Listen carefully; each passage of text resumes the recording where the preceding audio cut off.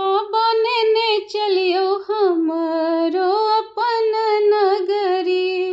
बाबा ने चलियो हमरो अपन नगरी। अपन नगरी यो कैलाशपुरी। अपन नगरी यो कैलाशपुरी। यो दानी ने चलियो हमरो अपन नगरी।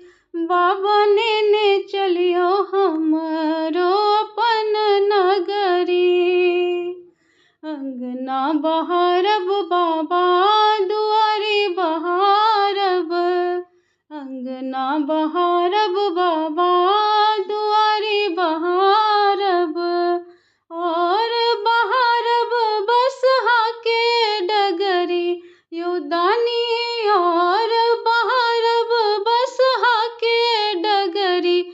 यो बाबा ने चलियो हमरो अपन नगरी। दानी ने चलियो हमरो अपन नगरी।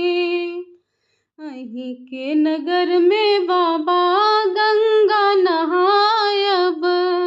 अहीं के नगर में यो दानी गंगा नहायब।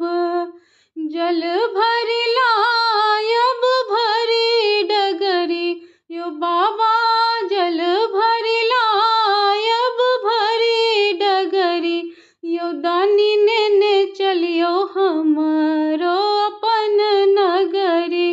बाबा ने चलियो हमरो अपन नगरी। कार्तिक गणपति गोद खिलायब। कार्तिक गणपति गोद खिलायब। पीसब भांग रगरी रगरी। यो बाबा पीसब भांग रगरी रगरी। यो दानी ने चलियो हमरो अपन नगरी। बाबा ने चलियो हमरो अपन नगरी।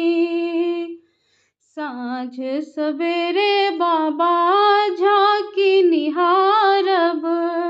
साँझ सवेरे बाबा झांकी निहारब। जीवन सफल होयत हमरी। यो दानी जीवन सफल होयत हमरी। यो बाबा ने चलियो हमरो अपन नगरी। यो दानी ने चलियो हमरो अपन नगरी। अपन नगरी यो कैलाशपुरी। अपन नगरी